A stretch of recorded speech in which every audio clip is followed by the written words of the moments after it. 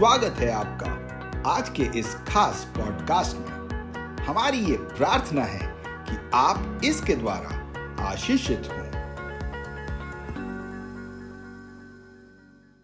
हम लोग एक सीरीज कर रहे थे रेवलेशन के विषय में और प्रकाशित वाक्य के विषय में, और हम देख रहे थे कि किस तरह 7 कलीसियाएं हैं और इन 7 कलीसियाओं को जो प्रभु यीशु के द्वारा एक संदेश, एक पत्र लिखा गया था, और हम इन 7 कलीसियाओं के विषय में जो संदेश थे उसको देख रहे थे।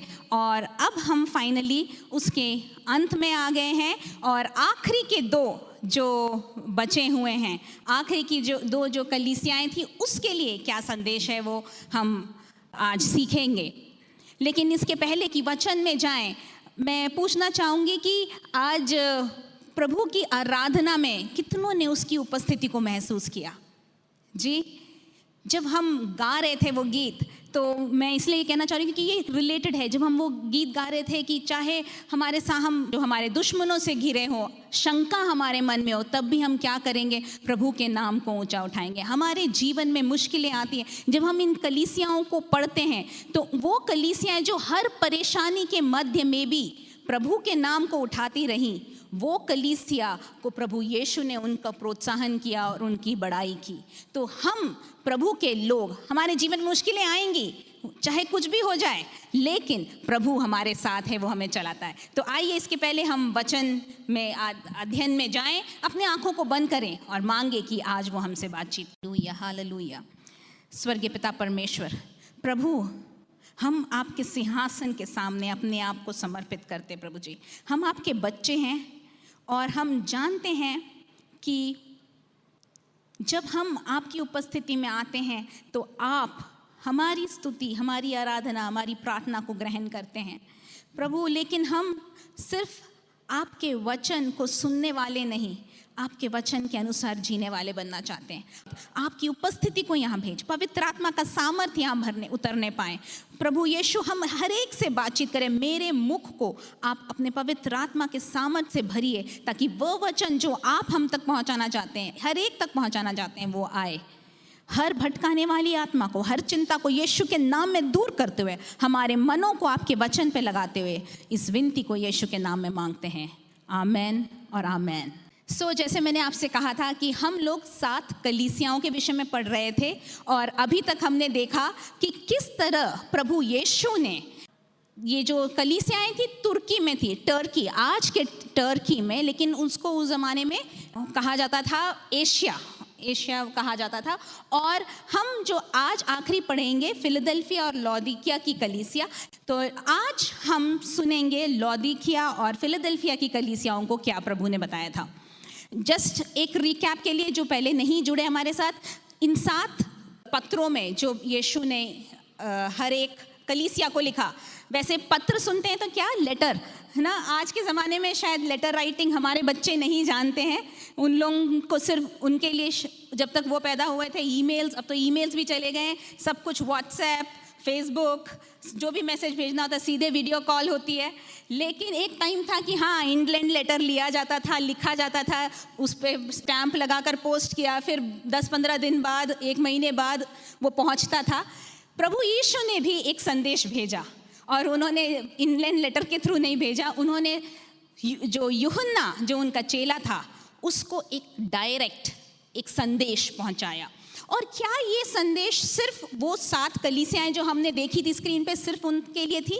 नहीं, हमने पढ़ा था कि इसके 4 तरह से हम ये जो संदेश है उसको समझ सकते हैं। सबसे पहले क्या था, लोकल एप्लीकेशन, वो स्थानीय कलीसिया, जैसे एफेसस की जो एक्चुअल कलीसिया थी उसके लिए एक संदेश था, लोकल एप्लीकेशन। सेकेंड क्या था, जनरल एप्लीकेशन, सारी कलीसियाओं को इन जनरल, चाहे वो एफेसस की हो, लाउदीकिया की होगी, हमारी कलीसिया हो, पुरानी कलीसिया हो, उन सभी कलीसियाओं के लिए एक संदेश उसमें छुपा हुआ है। तीसरी बात थी पर्सनल। जब आप और मैं इस परमेश्वर के वचन को उठा के पढ़ते हैं, आप और मैं पढ़ते हैं कि स्मिर्ना की कलीसिया को क्या संदेश था, या थुआतीरा की कलीसिया को क्या संदेश था, तो आप जब वो पढ़ते हैं तो पवित्र आत्मा आपसे भी बातचीत करते हैं, तो हमसे भी एक पर्सनल मैसेज है उसमें।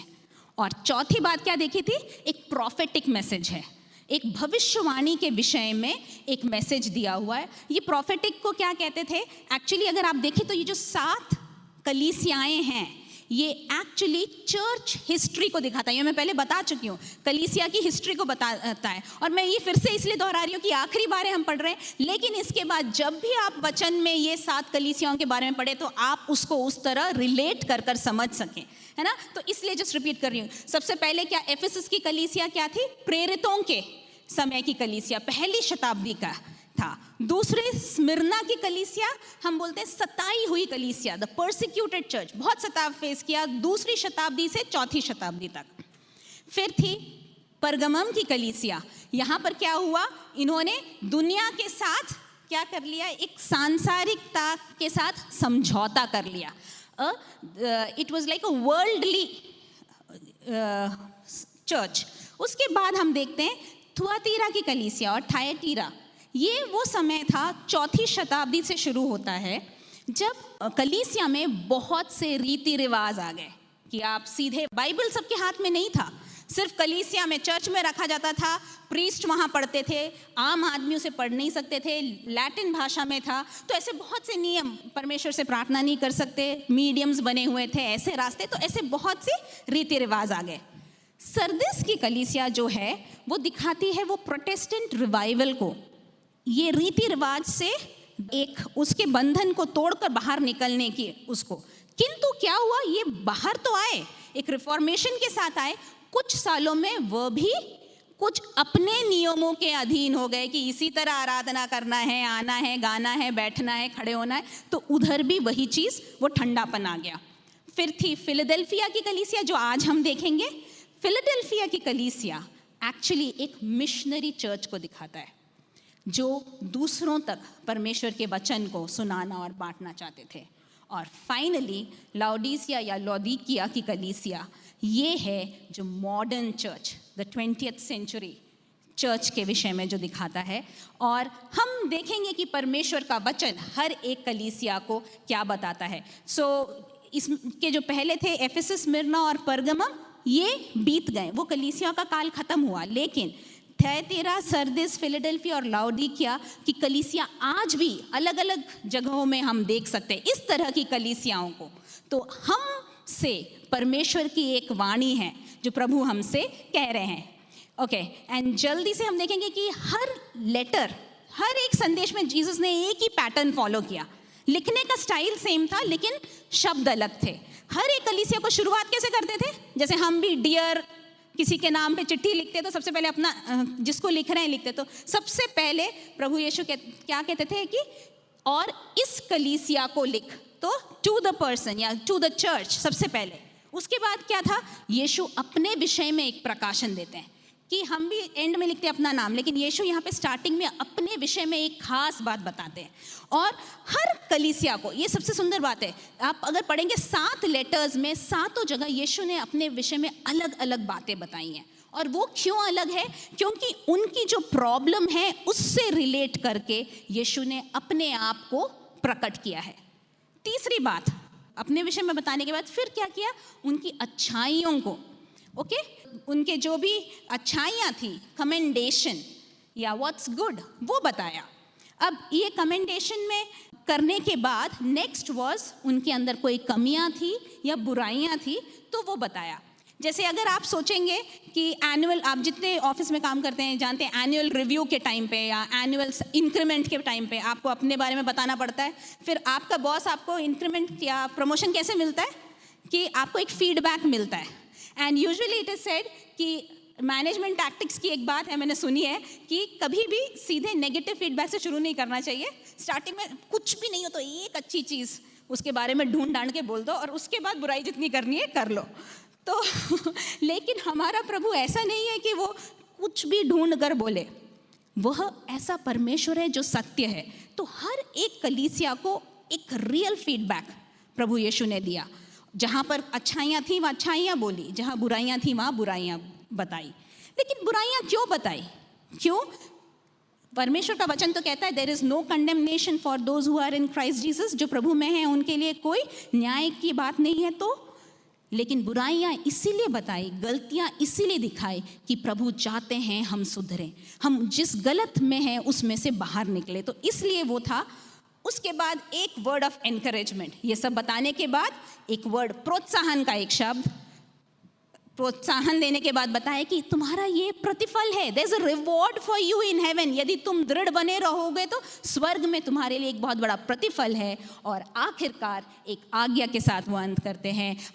वो आज्ञा हर जगह सेम है, जिसके कान हैं वो सुन ले कि आत्मा कलीसियाओं से क्या कहता है। So this was the outline. हर लेटर में, हर कलीसिया के, अब जाके पढ़ेंगे ना, आप देखेंगे यही पैटर्न फॉलो होता है। तो आइए हम शुरुआत करेंगे आज की कलीसिया से, जो कि फिलाडेल्फिया की कलीसिया है। फिलाडेल्फिया की कलीसिया, जैसे हमने अधिकतर देखा था, नाम से शुरू करते थे हम। ये फिलाडेल्फिया नाम, इसका अर्थ क्या है?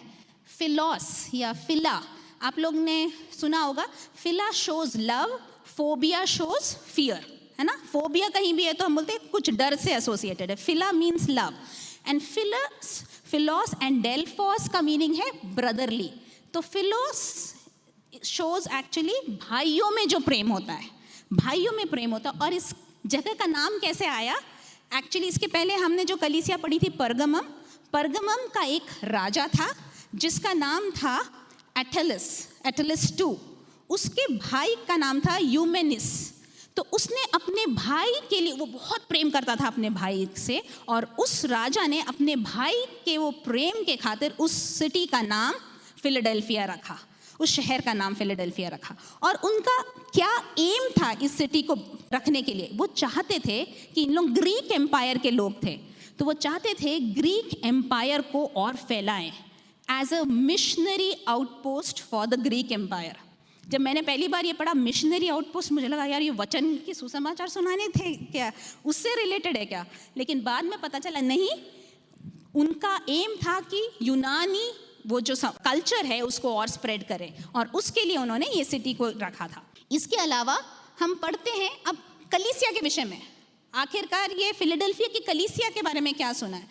फिलाडेल्फिया की कलीसिया एक छोटी सी कलीसिया थी, बहुत बड़ी कलीसिया नहीं थी, बहुत ही साधारण लोग थे। यदि हम नॉर्मल ऐसे जैसे अपन बाहरी रूप से देखेंगे तो आप बोलेंगे अरे इतना छोटा सा झुंड। उन लोग बहुत अमीर लोग नहीं थे जो बहुत फंड ला सके कलीसिया के अंदर, बहुत से रिफॉर्म्स ला सके, ऐसा कुछ भी नहीं था। लेकिन वो उस शहर के नाम के सच्चे थे। उन्हें प्रभु यीशु से प्रेम था और वो एक दूसरे से प्रेम करते थे, प्रभु यीशु के प्रेम को दिखाते थे। दैट ब्रदरली लव वो शो करते थे। यदि आपको याद होगा, एफेसस की कलीसिया पहली कलीसिया थी, उसमें एक कमी प्रभु यीशु ने ढूंढी थी। किसी को याद है एफेसस की में क्या कमी थी? उन्होंने अपने पहले प्रेम को खो दिया था। याद है आपको? पहले प्रेम को खो दिया था। बाकी सब बहुत अच्छा था, है ना। प्रेरितों ने उस कलीसिया का आरंभ किया था, लेकिन उन्होंने पहले प्रेम को खो दिया था। लेकिन यहाँ फिलाडेल्फिया की जो कलीसिया के बारे में हम पढ़ते हैं, इसके बारे में ये कहा जाता है कि प्रभु यीशु ने बताते हैं कि तुम कमज़ोर हो लेकिन तुमने कॉम्प्रोमाइज़ नहीं किया और तुम उस प्रेम में बने हो। तो क्यों ना हम अपने आज के स्टडी को शुरू करते हैं और इसके बाइबल में देखेंगे प्रकाशित वाक्य उसका 3 अध्याय 7वां पद। तो सबसे पहले मैंने बोला था 2 किसको लिखा गया है? 7वां पद क्या शुरू होता है? और फिलाडेल्फिया की कलीसिया के दूत को यह लिख। दूत यहाँ पर मैसेंजर या जो लीडर, उनके लिए ये मैसेज है। दूसरी बात, अब क्या यीशु अपना प्रकाशन देते हैं, अपने विषय में कुछ बताते हैं। यहाँ क्या कहते हैं? जो पवित्र और सत्य है और जो दाऊद की कुंजी रखता है, जिसके खोले हुए को कोई बंद नहीं कर सकता और बंद किए हुए को कोई खोल नहीं सकता, वह यह कहता है। 3 बातें यीशु अपने विषय में कह रहे हैं। जो पवित्र है, जो सत्य है, और जिसके हाथ में कुंजी है, दाऊद के घराने की कुंजी है। तो यीशु जब वो अपने आप को पवित्र और सत्य करके बोलते हैं, तो ये लोग दे कैन रिलेट। पवित्र कौन है, कौन सत्य है? जीसस। यीशु ने कहा ना, मार्ग सत्य और जीवन मैं ही हूँ। वो इंट्रोडक्शन देखते ही साथ ये लोग रिलेट कर सकते हैं, यीशु हमसे बोल रहे हैं। लेकिन यहाँ पे ये क्या, दाऊद की कुंजी रखता है। आप घर जाके पढ़िएगा, यशाया की पुस्तक उसके 22वें अध्याय में एक जगह है जहाँ पर लिखा हुआ है कि एक इज़राइल में एक लीडर था जिसने परमेश्वर के वचन के अनुसार कार्य नहीं किया था और उसके हाथ में दाऊद के घराने की कुंजी थी। वहाँ पर वचन कहता है, मैं उसे हटाकर एलियाकीम नामक एक व्यक्ति को चुन रहा हूँ और उसके हाथ में दाऊद के घराने की कुंजी दे रहा हूँ, और जो भी वो बंद करेगा कोई खोल नहीं सकता और जो वो खोलेगा कोई बंद नहीं कर सकता। ये जो वर्ड था, जो वचन था एलियाकीम के विषय में, कहा जाता है इट इज़ अ मेसायनिक प्रोफेसी, यीशु मसीह के बारे में एक प्रोफेसी के रूप में, और उसको प्रूव कर रहा है यीशु यहाँ अपने विषय में कहते हुए कि दाऊद के घराने की कुंजी मेरे हाथ में है। सो देयर इज समथिंग, यहाँ पर कुछ है जो दरवाजे से रिलेटेड है। चाबी हम कहाँ लगाते हैं ताला, या तो दरवाजे पे या किसी बॉक्स में, तो यहाँ पर हम पढ़ेंगे एक दरवाजे के विषय में बात हो रही है। ठीक है, तो हमने देखा यीशु ने अपने बारे में क्या कहा। तीसरी बात, अब क्या अच्छाइयाँ हैं, यीशु उनके विषय में क्या बता रहे हैं। 8वां पद कहता है, मैं तेरे कामों को जानता हूँ। अक्सर यीशु ने ये हर कलीसिया से कहा है कि मैं तेरे कामों को जानता हूं। और आगे क्या है, देख मैंने तेरे सामने एक द्वार खोल रखा है जिसे कोई बंद नहीं कर सकता। मैंने बोला था दरवाजे से कुछ इसका रिलेशन है, उन्होंने खोला, कोई बंद नहीं कर सकता। फिर वो कह रहे हैं कि तेरी सामर्थ थोड़ी सी है और तूने मेरे वचन का पालन किया है और मेरे नाम का इनकार नहीं किया। जैसे मैंने कहा था कि यहाँ की कलीसिया छोटी कलीसिया थी, बहुत कम लोग थे और उनके पास ज़्यादा धन नहीं था, लेकिन क्या परमेश्वर के वचन को पकड़े हुए थे और उन्होंने परमेश्वर के वचन को नहीं त्यागा, नहीं छोड़ा, और कितनी भी परेशानियाँ आई उन्होंने प्रभु को नहीं छोड़ा। तो प्रभु यहाँ पर कह रहे, मैं जानता हूँ क्या तू कमज़ोर है, तुझ में बल कम है, लेकिन क्या तूने मेरे वचन को छोड़ा नहीं, उसका पालन किया है, मेरे नाम का इनकार नहीं किया, इसलिए मैंने एक दरवाज़ा तेरे सामने रखा है जो खुला हुआ है, कोई उसे बंद नहीं कर सकता। और मैं बताना चाहूँगी, जब उनके विषय में आगे यीशु बात करते तो बताते हैं कि एक्चुअली क्या था। कहा जाता है कि शायद ये फिलाडेल्फिया की कलीसिया, जैसे ज़्यादातर स्टार्टिंग की कलीसियाएँ कहाँ आरंभ हुई थी, उन लोग सिनेगॉग में ही, यहूदियों में से पहले विश्वासी निकले थे तो कहाँ मिलते थे, उन लोग सिनेगॉग में, यहूदियों के मंदिर में मिलते थे। तो हो सकता है कि ये कलीसिया भी ऐसे ही किसी मंदिर, यहूदी मंदिर में उनकी शुरुआत हुई हो, लेकिन यहूदियों ने जब जाना कि ये प्रभु यीशु का प्रचार कर रहे हैं, उन्हें वहाँ से निकाल दिया और उन पर बहुत प्रताड़ना हुई, बहुत सफरिंग, बहुत ही उन पर सताव किया। और यीशु उनको कह रहे हैं, उस सताव के मध्य में भी तुमने क्या नहीं किया, मेरा नाम नहीं त्यागा, तुम वचन को पकड़े रहे। तुम बहुत अमीर नहीं थे, बहुत धन नहीं था, बहुत बल नहीं था, लेकिन वचन को थामे रहे। ठीक है, अब चौथा पॉइंट, तारीफ हो गई, बुराई क्या है। यदि हम इस कलीसिया के विषय में देखें, ये दूसरी कलीसिया है जिसके विषय में प्रभु कोई बुराई नहीं बोलते। सबसे पहले हमने एफेसस के बाद स्मिरना की कलीसिया देखी थी। स्मिरना की कलीसिया के लिए भी यीशु बुराई, कोई बुरी बात नहीं बोलते हैं। यहाँ ये जो फिलाडेल्फिया की कलीसिया है, इसके विषय में कोई बुराई यीशु ने नहीं दिखाई। किंतु आगे वो प्रबोधन में जाते हैं और 9वें पद से 11वें पद को पढ़ूंगी। यहाँ यीशु कहता है, देख मैं शैतान के उन सभा वालों को तेरे वश में कर दूंगा जो यहूदी बन बैठे हैं पर हैं नहीं, वरन झूठ बोलते हैं। देख मैं ऐसा करूंगा कि वो आकर तेरे चरणों पर दंडवत करेंगे और ये जान लेंगे कि मैंने तुझसे प्रेम रखा है। हालेलुया, क्या ही उम्दा बात कही है, क्या बड़ी बात है ये। सबसे पहले यीशु ने कहा, तुम में बल नहीं मुझे मालूम है, लेकिन तुमने कॉम्प्रोमाइज नहीं किया। उनके चारों ओर जब सारी कलीसियाएं समझौता कर रही थी, उस जमाने में सीजर राजा था तो सब लोग क्या बोलते थे, सीजर इज लॉर्ड, सीजर प्रभु है। इसी तरह सीजर के सामने लोग बोलते थे। लेकिन ये एक ऐसी कलीसिया थी जिसने वो नहीं, प्रभु यीशु ही हमारा प्रभु है, वो खड़े रहे चाहे उनके वो सताव क्यों ना हो। उस जमाने में जब ये खड़े रहे और उनको यहूदियों से ही सताव हुआ, तो यीशु क्या कह रहे हैं, वो जो तुझे सता रहे थे ना, उनको ही तेरे कदमों पर लाऊंगा और वो बोलेंगे कि हाँ प्रभु तुमको आपसे प्रेम करते हैं। मेरे प्रिय भाइयों और बहनों, ये दरवाज़ा जो दिखा रहा था, ये हो सकता है कोई अपॉर्चुनिटी का दरवाज़ा है, कोई जो मौका हो आपके सामने। शायद हो सकता है ऑफिस में एक प्रमोशन की बात हो और आप सोच रहे हो मेरी प्रमोशन की कुंजी मेरे बॉस के हाथ में है।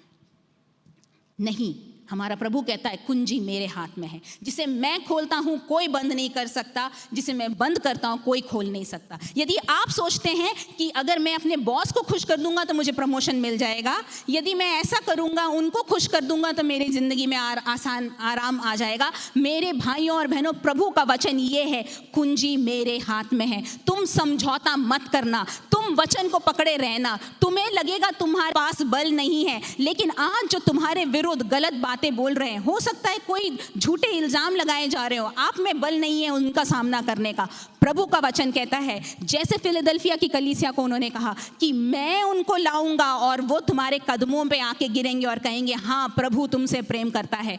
प्रभु हमारे जीवन में भी वो करेंगे यदि हम उसके वचन को थामे रहे, यदि हम उसको पकड़े रहे तो जरूर आपके और मेरे जीवन में ये होगा। और यही है वचन जो प्रभु आज बोल रहे हैं। 10वां पद यहाँ कहता है, तूने धीरज के वचन को थामा है, इसलिए मैं भी तुझे परीक्षा के उस समय बचा रखूंगा जो पृथ्वी पर रहने वालों के परखने के लिए सारे संसार में आने वाला है।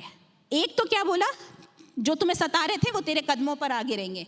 दूसरी एक और बात है, यहाँ बोल रहे हैं क्योंकि तूने वचन को थामे रखा, एक और बात मैं करने वाला हूँ। सारे संसार पर जो विपत्ति आने वाली है, एक ऐसी विपत्ति आने वाली जो सब पे आने वाली, मैं तुम्हें उससे बचाऊंगा। एक्चुअली स्कॉलर्स कहते हैं ये वो वचन है जो बताता है कि कलीसिया जो प्रभु से चिपकी हुई है, सच्ची कलीसिया, उस ट्रिब्यूलेशन के टाइम, वो महापीड़ा या महासताव के टाइम इस संसार में नहीं रहेगी। प्रभु यीशु अपनी कलीसिया को उठा लेंगे। वो रैप्चर, ट्रिब्यूलेशन के पहले, प्री ट्रिब्यूलेशन रैप्चर अगर हम पढ़ते हैं तो जो सताव के 7 साल हैं उसके पहले कलीसिया उठा ली जाएगी। वैसा वचन इसमें से हम समझ सकते हैं। प्रभु कहते हैं कि मैं तुम्हें उधर से हटा लूंगा उस समय। और उसके आगे क्या कहते हैं यीशु, मैं शीघ्र ही आने वाला हूँ। जो कुछ तेरे पास है, बची हुई जो तेरे बल है, तुझे लगता है मुझ में बल नहीं, मुझ में कोई, हो सकता है आपको लगे मेरे में कोई क्वालिटी नहीं, मैं गा नहीं सकता, मैं प्रचार नहीं कर सकता, मैं बहुत लोगों को सुसमाचार नहीं बता पा रहा हूँ, लेकिन जो भी छोटा है, शायद आप प्रार्थना करते हो, कुछ एनकरेजमेंट करते हो, जो भी छोटा सा आपको जो भी कार्य है उसको करते रहे, उसे थामे रहे कि कोई तेरा मुकुट छीन न ले। याद रखिए आपके लिए एक मुकुट रखा है। तो प्रभु यहाँ पर सबसे पहले उनको रिकग्नाइज कर रहा है, उनको एक मान्यता दे रहा है कि हाँ तुमने अच्छा काम किया है। दूसरी बात, क्या उनको एक रिलीफ दे रहा है वहाँ पे कि मैं तुम्हें बचाऊंगा। तो दिस वॉज, ये हमने देखा कि प्रभु यीशु ने क्या प्रोत्साहन या प्रबोधन दे रहे हैं। अगली बात क्या, प्रोत्साहन के बाद क्या बताया था उन्होंने, एक पुरस्कार है, एक रिवॉर्ड है हेवन में आपके लिए। यदि हम देखें प्रकाशित वाक्य 3 अध्याय 12वां पद, उधर लिखा है, जो जय पाए उसमें अपने परमेश्वर के मंदिर में मैं एक खम्बा बनाऊंगा और वह फिर कभी बाहर न निकलेगा, और मैं अपने परमेश्वर का नाम और अपने परमेश्वर के नगर अर्थात नए जेरूशलेम का नाम जो मेरे परमेश्वर के पास से स्वर्ग पर से उतरने वाला है, और अपना नया नाम उस पर लिखूंगा। क्या रिवॉर्ड है, जो जय पाएगा उसको मैं अपने मंदिर का एक खंबा बनाऊंगा। जस्ट जल्दी से बताना चाहूंगी खंबे के विषय में। क्या, कोई भी बिल्डिंग अगर आप देखें, आपने पुराने खंडरों को देखा है, वहां पर क्या बच जाता है, जो पिलर्स होते हैं, जो खंबे होते हैं वो रह जाते हैं। अर्थक्वेक भी आता है तो क्या होता है कि बिल्डिंग गिर जाए तो भी खंबे खड़े रहते हैं। प्रभु कह रहा है जो जय पाएगा उसको मैं अपने मंदिर का खंबा बनाऊंगा, वो हमेशा रहेगा और वो कभी बाहर न जाएगा। यदि हम जय पाएंगे, यदि हम अपने थोड़े बल में भी खड़े रहेंगे, तो प्रभु का वचन है कि वह हमें स्वर्ग में एक खंबा बनाएगा और अपना नाम, पिता परमेश्वर और प्रभु यीशु का नाम हम पर लिखा जाएगा। और आखिरकार आज्ञा क्या है, जैसे मैंने बोला आज्ञा हर जगह सेम है। 3:13 में वो कहता है, जिसके कान हो वो सुन ले कि आत्मा कलीसियाओं से क्या कहती है। तो ये थी फिलदेल्फिया की कलीसिया जो प्रेम में खड़ी रही।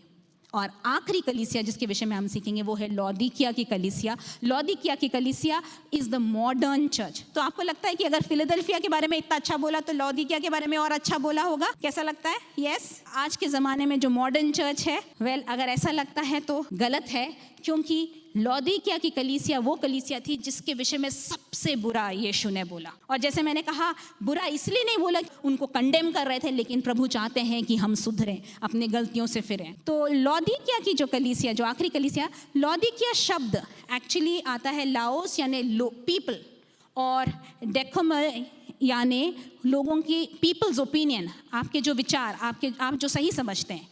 और ये वो कलीसिया को दिखाती है जहाँ पर लोगों का ओपिनियन मैटर्स।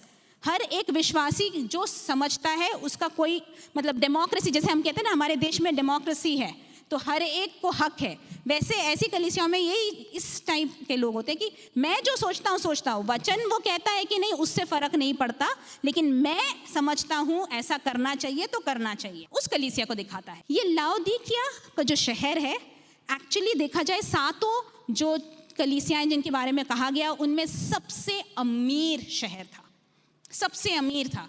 और यहाँ लोग बहुत अमीर थे, उनके पास बहुत बेशुमार दौलत थी। यहाँ ये सिटी बहुत फेमस था अपने टेक्सटाइल इंडस्ट्री के लिए। कहा जाता है कि यहाँ पर एक तरह के भेड़ हुआ करती थी, एक ऐसा जैसे भारत का पश्मीना, आप लोगों ने पश्मीना शॉल, पश्मीना वूल के बारे में सुना होगा, वो ऊन बहुत ही फेमस है, बहुत ही अच्छा है। ऐसे ही बहुत ही हाई क्वालिटी का वूल प्रोड्यूस करते थे। तो उनके जो कपड़े, उस वहाँ के जो चीज़ें थी वो बहुत कॉस्टली थी, अच्छी थी। दूसरी, इसके अलावा बहुत अमीर थे। और तीसरी बात, उन लोग मेडिकल फील्ड में भी काफ़ी आगे थे। कहते हैं ऑफ्थैल्मोलॉजी, मतलब आँखों के लिए। उस ज़माने में जब ज़्यादा मेडिसिन नहीं थी, तो जैसे कंजक्टिवाइटिस या आँखों के डिजीज़ हो जाते थे तो कोई दवाइयाँ तो होती नहीं थी। लेकिन कहते हैं लाओदीकिया के लोगों ने एक ऐसा ऑइंटमेंट या क्रीम निकाला था जिसको लगाने से वो ठीक हो जाते थे। तो बहुत ही फेमस सिटी है, बहुत अमीर लोग यहाँ की कलीसिया के हिस्सा थे। और यदि आप पढ़ेंगे कोलोसियों की पत्री में, तो पौलुस कोलोसियों का जब अंत कर रहा है तो वहाँ पर एक जगह लिखता है कि लाओदीकिया की कलीसिया में भी इस पत्र को पढ़ना, और मैंने जो पत्र लाओदीकिया की कलीसिया को लिखा है वो तुम कोलोस में भी पढ़ना। ये दोनों शहर आसपास थे। तो पौलुस ने ऑलरेडी परमेश्वर का वचन इन तक पहुँचाया था, पर वे उस वचन के अनुसार नहीं चले। प्रेरितों की शिक्षा पाने के बावजूद उन्होंने उसका आज्ञा पालन नहीं किया। हो सकता है कि आपके कलीसिया में, और आज भी हम देखते हैं, वचन सिखाया जाता है लेकिन लोग उसका पालन नहीं करते या उसके अनुसार जीवन नहीं बिताते। ज़रूरी यह है कि हम न केवल सुनने वाले बने लेकिन उसके अनुसार जीने वाले बने। ठीक है, तो आइए हम इस वचन में जाएंगे। इस कलीसिया में जल्दी से दौड़ा के लेंगे। 3:14 में लिखा है, और लौदीकिया की कलीसिया के दूत को लिख। यीशु अपने विषय में क्या प्रकाशन देते हैं? 14वें पद में लिखा है कि जो आमीन और विश्वास योग्य और सच्चा गवाह है और परमेश्वर की सृष्टि का मूल कारण है, वह यह कहता है। यीशु अपने आप को कहता है कि I am the final authority, मैं फाइनल अथॉरिटी हूँ। आमीन हम कब कहते हैं? जब किसी प्रार्थना को खत्म करते कि हाँ ऐसा ही हो, इसमें से कुछ घटाया भी ना जाए, कुछ बढ़ाया भी ना जाए, है ना। तो यीशु कहता मैं वो फाइनल अथॉरिटी हूँ, मैं सृष्टि के आरंभ से हूँ। वो परमेश्वर क्या कहता है? अब आते हैं अपने विषय में बोलने का किस बात में आना चाहिए? अच्छाइयाँ, तारीफ। अनफॉर्चुनेटली ये कलीसिया के विषय में यीशु कोई अच्छाई नहीं बोलते, एक शब्द भी भला बोलने के लिए नहीं था। एक्चुअली हम अगर पढ़ेंगे तो सरदीस की कलीसिया भी थी जिसके विषय में यीशु ने कुछ अच्छा नहीं बोला था, किंतु एक लाइन बोला था। वो क्या बोला था कि फिर भी तुम्हारे मध्य में कुछ लोग हैं जिन्होंने अपने कपड़े मैले नहीं किए। ठीक है, एटलीस्ट एक चीज़ वहाँ कुछ अच्छी दिख गई थी। लेकिन लौदीकिया की कलीसिया ऐसी है कि यीशु ने एक शब्द भी इनके विषय में अच्छाई नहीं बोली, लेकिन सीधे बुराई में चले गए। 15 से 17 पद कहता है कि मैं तेरे कामों को जानता हूँ कि तू न ठंडा है न गर्म। भला होता कि तू ठंडा या गर्म होता, सो इसलिए कि तू गुनगुना है और न ठंडा है न गर्म, मैं तुझे अपने मुंह से उगलने पर हूँ। ये उनकी आत्मिक कंडीशन को दिखाता है। प्रभु के लिए जोश, प्रभु को जानते हैं, वचन सब पढ़ा है। वो सोचते थे कि वो अमीर हैं, वो सब जानते हैं, लेकिन क्या गुनगुने थे। हाँ, प्रार्थना हो रही है, चलेंगे, हाँ अगर मेरा मन करेगा तो मैं आऊँगा, या फिर मुझे मन करेगा तो प्रार्थना करूंगा, लेकिन जब तकलीफ होती है तो हम ज़रूर घुटने टेकते हैं। वो उस तरह के एक कंप्लेसेंट लाइफ में चले गए थे। उसके आगे क्या कहता है? तू जो कहता है कि मैं धनी हूँ और धनवान हो गया हूँ और मुझे किसी वस्तु की घटी नहीं, और यह नहीं जानता कि तू अभागा है और तुच्छ और कंगाल और अंधा और नंगा। वो सारे पॉइंट्स जो मैंने बोले थे, इनके स्ट्रॉन्ग पॉइंट्स थे। अमीर थे, उनके पास बहुत अच्छी टेक्सटाइल इंडस्ट्री थी और वो मेडिकल फील्ड में भी बहुत आगे थे। उन तीनों पर ही यीशु ने यहाँ पॉइंट आउट किया है। तू अभागा है, तू बहुत अमीर नहीं है, तू तुच्छ है, कंगाल है, पूरी तरह पूरी तरह सबसे नीचे पहुंचा दिया। अंधा है, उनके पास था वो ऑइंटमेंट जो आंखों की रोशनी को ठीक करता था, लेकिन यहाँ यीशु बोल रहे हैं आत्मिक रीति से तू अगर जानेगा तो तू अंधा है और तू नंगा है। यहाँ तुम लोग सबसे बेस्ट क्वालिटी कपड़े शायद प्रोड्यूस करते हो, आत्मिक रीति से तुम नग्न हो। तो ये है जब प्रभु यीशु उन्हें देखते हैं तो यीशु कहते हैं, और आगे प्रभु यीशु प्रबोधन क्या देते हैं उनको। यदि हम 18वां और 19वां पद पढ़ें तो वहाँ लिखा है, इसीलिए मैं तुझे सम्मति देता हूँ कि आग में ताया हुआ सोना मुझसे मोल ले कि धनी हो जाए। सोना धन को दिखाता है, लेकिन यीशु यहाँ क्या कह रहा है? सोना जो आग में ताया हुआ है। हमारे जीवन में जैसे मैं बोल रही थी, परेशानियां मुश्किल आती हैं, लेकिन वो मुश्किल हमें और शुद्ध करता है, ताया हुआ सोना बनाने के लिए। मेरे प्रियो, जब मुश्किल से होके गुजरे, प्रभु को धन्यवाद दें कि आप मुझे और शुद्ध कर रहे हैं, है ना। उसके बाद क्या कहते हैं? और श्वेत वस्त्र ले कि पहनकर तुझे अपने नंगेपन की लज्जा न हो। वस्त्र दे रहे हैं, पवित्रताई का श्वेत वस्त्र प्रभु हमें दे रहे हैं, या इस कलीसिया को बोल रहे हैं ले। और आखिर में कहते हैं, और अपनी आंखों में लगाने के लिए सूरमा ले कि तू देखने लगे। हो सकता है उनके पास मेडिकली बहुत सारी चीजें हो, यीशु कह रहा है लेकिन तुम आत्मिक रीति में अंधे हो, अपने अभागेपन को नहीं देख रहे। तुम सोच रहे हो तुम बहुत अमीर हो, तुम आत्मिक रीति से सबसे बेस्ट हो, सबसे बड़ी आराधना होती है, बाहर से देखने में बहुत कुछ अच्छा है, लेकिन अंदर लोगों का परमेश्वर के साथ एक रिश्ता नहीं है। यीशु बाहरी रीति से नहीं देखता, वो हृदय के अंदर देखने वाला परमेश्वर है। 19वें पद में कहता है, मैं जिन जिन से प्रीति रखता हूँ उन सब को उलाहना और ताड़ना देता हूँ। जिनसे प्रेम रखता हूँ क्या करता हूँ? उन्हें तकलीफों में से भेजता हूँ, उनको मार भी लगाता हूँ। हमारी ज़िंदगी में भी जब हम उससे दूर हो जाते हैं, वो हमें वापस लाने के लिए, मैंने कहा हमें नाश करने के लिए नहीं वो तकलीफ देते हैं, लेकिन जैसे हमने गाया, उसकी मर्जी मेरे हानि के लिए नहीं है लेकिन मेरी भलाई के लिए। क्या हम अपने तकलीफ के बीच में इस बात को डिक्लेयर कर सकते हैं? क्या आप खड़े होकर बोलेंगे, हाँ मेरे जीवन में जो तकलीफ है वो मेरी हानि के लिए नहीं है, लेकिन प्रभु ने वो मेरी भलाई के लिए भेजे हैं, ताकि मैं और ताया हुआ सोने की तरह शुद्ध हो जाऊं। हालेलुया। यदि हाँ तो अपने हाथों को उठा के एक बार बोले हालेलुया, हालेलुया, हालेलुया। और आगे वो कहता है, इसलिए सरगर्म हो जा और मन फिरा। कलीसिया को प्रभु कह रहे हैं मन फिरा। आज आप और मैं यदि ये सोच रहे हैं कि हम बहुत अच्छे हैं, तो ये समय है कि हम अपने आप को देखें। आखिरकार प्रतिफल के विषय में वो कहता है, देख मैं द्वार पर खड़ा हुआ खटखटाता हूँ, यदि कोई मेरा शब्द सुनकर द्वार खोलेगा तो मैं उसके पास भीतर आकर उसके साथ भोजन करूँगा। ये सबसे सुंदर वचन लगता है। इतनी बुराइयां होने के बावजूद प्रभु हाथ नहीं छोड़ रहे हैं। वो कह रहे हैं, देख मैं द्वार पर खड़े खटखटा रहा हूं। ये सिर्फ प्रभु यीशु को ग्रहण करने के लिए नहीं है। हाँ, ये बताता है कि प्रभु हमारे जीवन में आना चाहते हैं यदि हम उसे ग्रहण करना चाहते हैं, लेकिन यदि हम वापस भी आना चाहते हैं, वो द्वार हमने कहीं अपने कार्यों में यीशु को बाहर निकाल दिया है, वो खटखटा रहा है। क्या आज हम अपने आप को देखकर, हाँ प्रभु मैं इस जगह से गिर गया, आप मेरे जीवन में आए, यदि हम बोलेंगे तो वो आएगा। और क्या लिखा है, तो मैं उसके पास भीतर आकर उसके साथ भोजन करूंगा और वह मेरे साथ। जो जय पाए मैं उसे अपने साथ अपने सिंहासन पर बैठाऊंगा, जैसा मैं भी जय पाकर अपने पिता के साथ उसके सिंहासन पर बैठ गया हूँ। हालेलुया। चाहे कितना भी पाप में या प्रभु से दूर या दुनियादारी में हम चले जाएं, यीशु हाथ नहीं छोड़ता और वो कहता है, यदि तुम आज दिल के दरवाजे को खोलोगे तो तुम मेरे साथ सिंहासन पे बैठ सकते हो। और आखिरकार वो यही बोल के अंत करता है, जिनके कान हो वो सुन ले कि आत्मा कलीसियाओं से क्या कहता है। आज ये वचन आप सबके कानों तक पहुंच रहा है। मैं यहाँ ख़त्म करना चाहूँगी, एक बार दौड़ाकर फिर से सातों कलीसिया के विषय में बोलूँगी। एफेसुस की कलीसिया क्या थी? जिसने अपना पहला प्रेम खो दिया था। स्मिरना की कलीसिया क्या थी? जो सताव के बीच में भी दृढ़ खड़ी रही। क्या लोग आपको सताते हैं क्योंकि आप प्रभु यीशु के पीछे जा रहे हैं? तो दृढ़ रहें, प्रभु आपसे प्रेम करता है। परगमम की कलीसिया कौन सी थी? जिसने दुनिया के साथ समझौता कर लिया था। दुनिया में भी जियो, वचन के अनुसार भी जियो। तुआतीरा की कलीसिया भ्रष्ट कलीसिया थी। सरदिस की कलीसिया सोचती थी वो जीवित है, लेकिन वास्तव में मृत मरी हुई कलीसिया थी।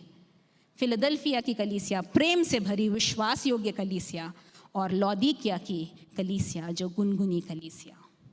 मेरे प्रियो, हो सकता है प्रभु ने इन सब से कुछ बात किया आपसे ही नहीं, मेरे लिए भी ये वचन लागू है, या फिर कोई एक बात आज आपके दिल पे छू रही है। आइए हम अपने आंखों को बंद करें। ये हमने 7 कलीसियाओं के विषय में ऐसे ही नहीं सीखा कि हम भूल जाएं, लेकिन इसलिए सीखा कि प्रभु आप अपने कार्य को पूरा करें, क्योंकि वो कहता है मैं जल्द आता हूँ। क्या हम तैयार हैं उनके दूसरे आगमन के लिए? जैसे पासबान आगे आते हैं और प्रार्थना करते हैं, आइए हम सब अपने आंखों को बंद करेंगे और प्रभु से पूछेंगे, प्रभु आज एक समर्पण मैं आपकी उपस्थिति में करना चाहता हूँ। आपके दोबारा आगमन में मैं छूटना नहीं चाहता, किंतु आपके साथ उठाया जाना चाहता हूँ या चाहती हूँ। हालेलुया। हमारे साथ जुड़ने के लिए धन्यवाद। यदि आप हमारे कलीसिया के बारे में और जानकारी चाहें या इस पॉडकास्ट से संबंधित कोई कमेंट हो, तो आप हमें ईमेल कर सकते हैं। हमारा ईमेल आईडी है info@newlifeag.in। अगर आपको हमारा ये पॉडकास्ट अच्छा लगा हो तो इसे लाइक करें और अपने मित्रों के साथ शेयर करें। प्रभु आपको आशीष